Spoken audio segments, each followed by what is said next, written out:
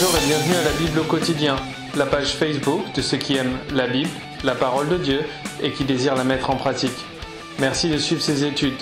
Elles ont pour but de vous encourager à mieux connaître la volonté de Dieu et vous permettre de mieux la mettre en pratique et de vous approcher de Jésus, ce à quoi vous êtes appelés en tant que chrétien, en tant que disciple du Christ.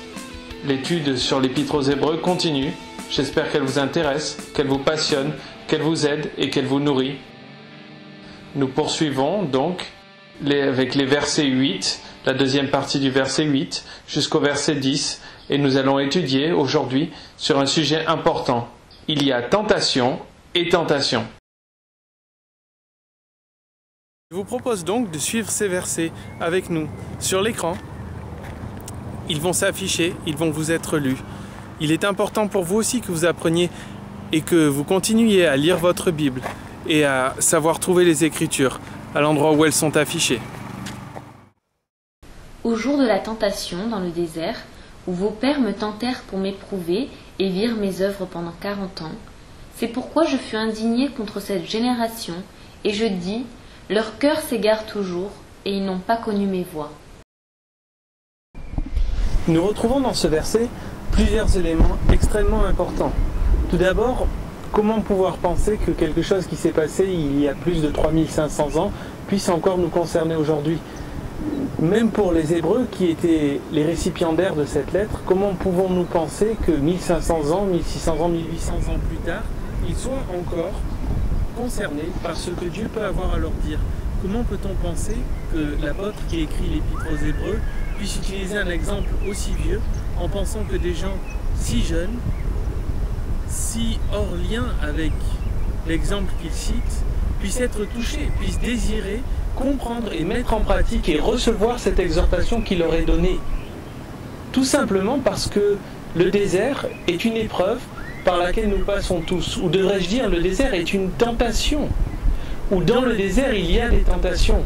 Alors comprenons qu'aujourd'hui, pour nous, il en est de même que pour les Hébreux qui recevaient cette lettre écrite par l'apôtre. Nous traversons aussi des déserts, des moments où nous avons l'impression que Dieu est absent, des moments où nous avons l'impression qu'il ne nous parle plus, des moments où nous avons l'impression que Dieu ne nous écoute plus, des moments où nous doutons de notre foi, où nous doutons de l'existence de Dieu. Ces moments-là existent, ces moments-là sont bien réels. Et il nous faut comprendre que ce moment-là peut être appelé un désert, et que c'est à ce moment-là que nous pouvons et que nous devons puiser dans nos réserves pour aller chercher ce que Dieu veut nous dire, pour aller chercher ce que nous avons mis en stock à l'intérieur de nous, de la parole de Dieu, afin de pouvoir l'utiliser dans un moment de sécheresse. Parce que nous voyons que la tentation qui survient dans le désert aux Hébreux n'est pas le but. La tentation est le moyen, et souvent nous confondons dans notre vie chrétienne le moyen et le but. Que dire? La statue finie, prenons l'exemple d'une statue finie, belle et toute polie, voilà le but. Le bloc de pierre brute, le marteau et le burin, ce sont les moyens qui vont nous permettre d'atteindre le but. Le désert et la tentation dans celui-ci sont les moyens qui vont nous permettre d'atteindre le but. Ce but qui est que nous soyons conformés à la mesure parfaite du Christ, que nous lui ressemblions depuis l'intérieur vers l'extérieur et dans toutes les facettes de notre vie. Alors il ne faut pas se désespérer lorsque nous voyons le désert, il ne faut pas se désespérer lorsque nous sommes dans un désert, parce qu'il faut se rappeler que le désert est le moyen que Dieu utilise pour nous amener à son but. Le but de Dieu est aussi que nous apprenions à connaître ses voies, que nous apprenions à le connaître et à le reconnaître, que nous apprenions à lui faire confiance. Et c'est malheureusement ce que les Hébreux n'ont pas réussi à faire. C'est le grand échec de la nation d'Israël au temps de Moïse. Ils n'ont pas connu ses voies. Pourquoi Dieu s'est indigné? Il ne s'est pas indigné parce qu'ils l'ont mis à l'épreuve, il s'est indigné parce qu'ils n'ont pas connu ses voies. C'est ce qui indigne Dieu, et il s'indignera avec moi aujourd'hui, si à mon tour, je ne connais pas non plus ses voies. Il faut nous concentrer sur le but, en laissant Dieu utiliser les moyens qu'il souhaite utiliser souverainement. Nous voyons donc plusieurs éléments. Au jour de la tentation dans le désert, nous voyons le mot tentation. Où vos pères me tentèrent, nous voyons le mot tentèrent, pour m'éprouver. Bien souvent, nous faisons des erreurs en tant que chrétiens, pas parce que nous le faisons sciemment, mais par ignorance. Et le but d'une étude biblique, le but d'une étude de la parole de Dieu, est de nous permettre de mieux connaître la parole, afin de mieux nous adapter et de mieux comprendre Dieu. Voici 3 mots qui sont intéressants et importants que nous comprenions. Tout d'abord, le mot tentation dans le désert, le mot tentation. Ce mot-là est le nom commun qui nous est donné du grec, peirasmos. C'est un mot qui signifie une épreuve ou un test ayant comme conséquence un aspect bénéfique. Ce test a pour but de prouver quelque chose ou d'éprouver quelque chose pour en prouver la bonté, pour en prouver la durabilité. C'est important que nous comprenions qu'une tentation ou qu'une épreuve n'est pas forcément quelque chose de mauvais en soi. C'est si nous succombons à une tentation qui vient de l'ennemi et non de Dieu que nous commettons le péché, pas si nous sommes tentés. Alors cette tentation peut être soit permise par Dieu, soit directement envoyée par Dieu, comme nous le voyons dans de nombreux exemples de la Bible. Il y a 2 personnes qui peuvent tenter dans la Bible. Il y a 2 personnes qui peuvent amener ce peirasmos. Il y a Dieu d'un côté qui va nous tenter pour nous éprouver, pour prouver aussi au monde que nous sommes ses enfants et que nous lui sommes fidèles. Et il y a le diable qui va nous tenter pour nous pousser à commettre le mal. Et dans ce cas-là, c'est l'autre facette du mot tentation.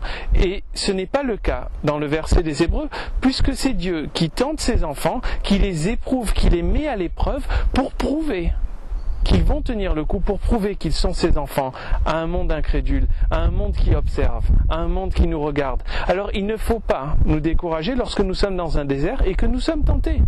Parce que cette tentation peut venir de Dieu et elle peut être un moyen pour Dieu de prouver au monde qu'il est Dieu et qu'il est capable de garder ses enfants et que nous l'aimons plus que tout. Dans le verset suivant, il est dit « Où vos pères me tentèrent pour m'éprouver ». « Où vos pères me tentèrent pour m'éprouver ». C'est un verbe. « Peirasso », c'est la même racine, c'est le même mot, sauf qu'il s'agit ici de la forme verbale de ce mot-là, qui signifie très clairement mettre Dieu au défi, le défier, le pousser dans un challenge pour prouver qu'il est qui il est.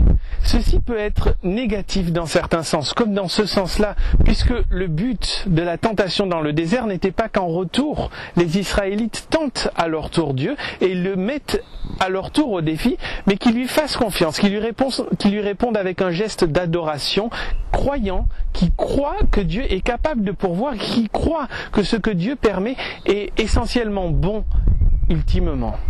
Mais il n'est pas toujours mal de tester Dieu, puisque dans Malachie 3, Dieu dit « Tentez-moi, mettez-moi à l'épreuve, prouvez-moi, dit l'Éternel des armées, prouvez-moi, éprouvez-moi, pour voir si je ne suis pas qui je dis être, pour voir si je ne suis pas qui je prétends être. » Il n'est donc pas mal en soi, lorsque Dieu nous le permet, lorsque Dieu nous l'autorise, de le mettre à l'épreuve.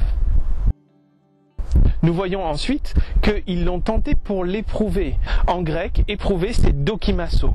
Dokimasso, c'est tester dans le but d'approuver. C'est un peu l'objectif de la personne qui travaille au service qualité et qui va tester un produit dans le but de montrer qu'on peut vendre ce produit puisqu'il a passé les tests. Et le but des Hébreux, le but des Israélites dans le désert, ils voulaient tester Dieu pour l'approuver. Seulement, la Bible nous dit que pendant 40 ans, ils ont vu ses œuvres et qu'ils sont restés avec un cœur incrédule, qu'ils sont restés sans croire, qu'ils n'ont pas agi et répondu aux tests que Dieu leur envoyait, qu'ils ont passé 40 ans à dire à Dieu « Tu ne vas pas pourvoir pour ça, tu ne vas pas pourvoir pour ça, pourvois pour ça, on va mourir dans le désert, ça va être notre tombe. » Et c'est là leur péché. Au lieu de se rendre compte qu'au bout de quelques tests, Dieu était finalement approuvé, ils ont décidé de continuer, année après année, pendant 40 ans, à éprouver Dieu sans l'approuver.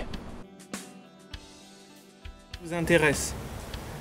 Je pense qu'elle est riche de sens parce que nous apprenons quelque chose qui ne nous est pas souvent enseigné. Nous apprenons tout d'abord que la tentation en soi n'est pas un péché. Vérité choquante, vérité révolutionnaire, nous apprenons que Dieu, le Saint, l'Éternel, peut nous tenter. Et nous apprenons que le but de la tentation est bon puisque suite à la tentation, il y a une révélation. Nous apprenons aujourd'hui aussi que les périodes de désert ne sont pas nécessairement mauvaises. Ce n'est pas la conséquence d'un péché si nous nous retrouvons dans une situation difficile. Ce n'est pas la conséquence d'un péché si nous avons l'impression que Dieu ne nous parle pas ou que nous traversons une période de maladie ou une période de difficulté. C'est l'outil, c'est le moyen pour nous amener au but.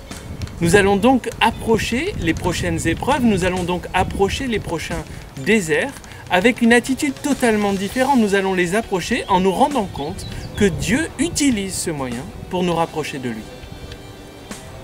Puisqu'il n'est pas mal d'être tenté, puisque Dieu permet parfois que nous le tentions, pourquoi est-il si indigné? Et c'est de là que nous devons tirer notre leçon pour notre vie, pour mettre en pratique ceci aujourd'hui dans notre vie. Nous devons comprendre que ce que Dieu attend en retour d'une épreuve où nous avons l'impression qu'il est absent, qu'il ne parle plus, qu'il ne pourvoit plus, c'est un cœur fidèle, un cœur qui va croire, un cœur qui va l'écouter, un cœur qui va lui répondre avec adoration.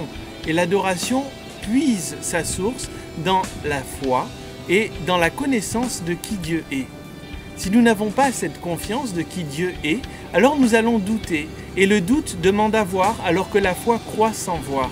Et le but de tenter Dieu, chez les Israélites, était donc de dire à Dieu « Fais-nous voir car nous ne sommes pas en mesure de croire. Ceci indigne Dieu. » Lorsque nous sommes malades et que Dieu promet de nous guérir, il n'est pas nécessaire de dire à Dieu « Fais-nous voir car nous avons besoin de croire que tu es le Dieu qui guérit. » Nous allons dire maintenant « Je crois que tu es qui tu dis que tu es parce que tu le dis. » Et l'homme juste, le juste, celui qui est justifié par la foi, vivra par la foi. Je vais donc décider de croire que Dieu est Dieu.